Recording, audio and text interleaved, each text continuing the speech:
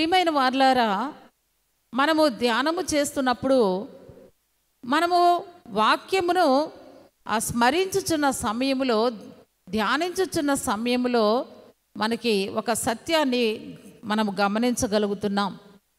ఏమిటి ఆ సత్యము అని మనం చూస్తే, మనం ఒక విశ్వాసులముగా లేక వ్యక్తిగతముగా మనం ఒక విశ్వాసిగా మనము ఎరిగిన సత్యము ఏమిటి అని మనం చూస్తే, మనము లోకములో జీవించుచున్నాము, కానీ మన జీవితంలో మన విశ్వాస యాత్రలో ఎన్నో విధములైనటువంటి పోరాటములలో చిక్కుకొని ఉన్న వారంగా ఉన్నాం.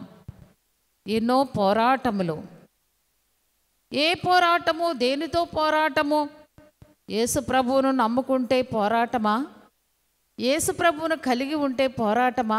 అంటే ప్రియమైన వారులారా, ప్రభు అయిన యేసుక్రీస్తు వారు ఆయన తెలియచేస్తూ అసలు లోకములోనికి రక్షకునిగా ఆయన రావడానికి కారణం ఏమిటి అంటే, ఈ పోరాటములో చిక్కుకున్నటువంటి బిడ్డలైన వారిని, ఈ శ్రమలలోనూ బంధకములలోనూ చిక్కబడినటువంటి వారిని విడిపించటానికే ప్రభువు ఈ లోకానికి వచ్చి ఉన్నారు. అయితే దేనితో పోరాటం అంటే, ప్రభుని యేసుక్రీస్తు వారు కూడా ఈ లోకములో ఇలాంటి పోరాటములలో ఉన్నవారికి మనకు దయచేయడానికి, విజయమును దయచేయడానికి, జయమిచ్చుటకే, మహాఘనమైన విజయమును ఇచ్చుటకే ఈ లోకములోనికి రావలసి వచ్చింది. కనుక ఈ దేనితో పోరాటం అంటే, మనం ఎరిగిన సత్యం ఒకటే: లోకముతో పోరాటము, సాతానుతో పోరాటము, పాపముతో పోరాటం. లోకానుసారులైనటువంటి కుమార్తెలకు వారికి ఏ విధమైన పోరాటం అంటే, ఇలాంటి పోరాటాలు వారికి ఉండవు. లోకంతో పోరాడవలసినటువంటి పరిస్థితి వారికి ఉండదు. ఎందుకంటే ఎలాగో వారు లోకస్తుల వలె జీవిస్తారు కనుక పాపముతో పోరాడవలసినటువంటి ఆ పరిస్థితి వారికి ఉండదు. ఎందుకంటే వారు జీవించేది పాపములోనే గనుక. అంటే పాపంలో ఉన్నామా, మేము పాపంలో జీవిస్తున్నామా అని ఒకవేళ అంటే, అవును, అది సత్యము. పాపము లేని మనిషి లోకములో లేరు. స్త్రీ కావచ్చు, పురుషుడు కావచ్చు, కానీ పాపము లేని వారు ఒక్కరు కూడా లేరు. ప్రపంచములో ఆది మానవుడైన ఆదాము మొదలుకొని ఆఖరి మానవుని వరకు కూడా ఫలానా వారు పాపము లేదు వారిలో అని చెప్పుకొనదగినటువంటి వారు ఒక్కరు కూడా లేరు.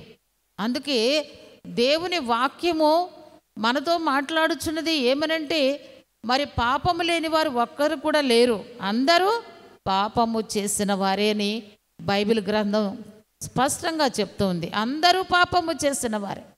మరి ఇప్పుడు విశ్వాసులముగా ఉన్నటువంటి మనము కూడా పాపము చేసిన వారమే, పాపులమే, పాపుల వరుసలో ఉన్నవారమే. కానీ ప్రభువైన యేసుక్రీస్తు వారు ఆయన మనలను తప్పించి ఉన్నారు. పాపముతో సంబంధము లేకుండా చేయడానికే ఈ లోకంలోకి వచ్చారు కనుక ఇప్పుడు ఒక పాపిని పరిశుద్ధునిగా మార్చటానికి పరిశుద్ధుడైనటువంటి యేసు ప్రభువారు దేవుడే ఈ లోకమునకు యేసుక్రీస్తు అను పేరుగా వచ్చి ఉన్నారు. కాబట్టి ఒక పాపి ప్రభు దగ్గరకు వస్తే ఏం జరుగుద్ది కార్యము అంటే, పాపము నుండి విడుదల దొరుకుతుంది. కనుక మరి లోకముతో పోరాటము, పాపముతో పోరాటము, మూడవది సాతానుతో పోరాటం. ఈ పోరాటాల గురించి అపోస్తలుడైన పౌలు ఎఫెసీ పత్రిక 6వ అధ్యాయంలో చాలా స్పష్టంగా ఆయన వ్రాయించారు. ఎఫెసీ సంఘానికి ఆయన తెలియచేస్తూ యుద్ధములు, పోరాటములు. ఇప్పుడు ప్రభు దగ్గరకు వచ్చిన విశ్వాసి కూడా ఈ పోరాటం ఉన్నది కనుక పోరాటములో ఎవరు గెలుస్తారు? ఎవరు బలవంతులైతే వారు గెలుస్తారు. ఎవరు యుద్ధ నేర్పరులైతే వారు గెలుస్తారు. కనుక ఒక విశ్వాసికి ప్రభు అయిన యేసుక్రీస్తు వారు సిద్ధపరిచింది ఏంటంటే గెలుపు. దానిని జయమని కూడా అంటాం. మనం గెలిచే వారంగా చేయాలని వచ్చారు. దేనిపైన అంటే ఈ మూడు విషయాలు కూడా మరలా జ్ఞాపకం చేస్తున్నాను. 1 లోకము, 2 పాపము, 3 సాతాను.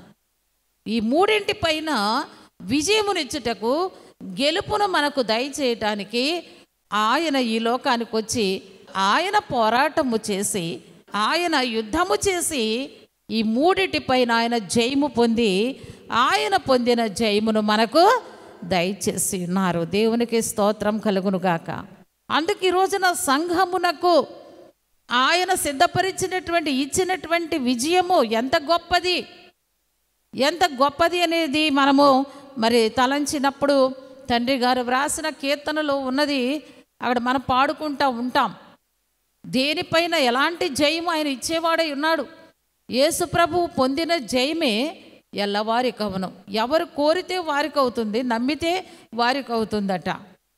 యేసు ప్రభువా, నీవు ఈ మూడింటిని జయించావు, నీవు జయశీలుడవు కనుక నాకు కూడా ఈ మూడింటి పైన ఈ లోకంలో జీవించినంత కాలములో ఆ జయమే నేను కోరుకుంటున్నాను, ఆ విజయము నాకు కావాలి, ఆ గెలుపు నాకు కావాలి అని ఎవరైతే అనుకుంటున్నారో వారికి ఆయన యేసు ప్రభు నామమును బట్టి, ఆయనను బట్టియే ఈ మూడిటిలో కూడా గొప్ప ఆశీర్వాదకరమైన స్థితి, ఈ జయము, ఈ గెలుపు ఇచ్చి ఆశీర్వదించుచున్న వారిగా ఉన్నారు.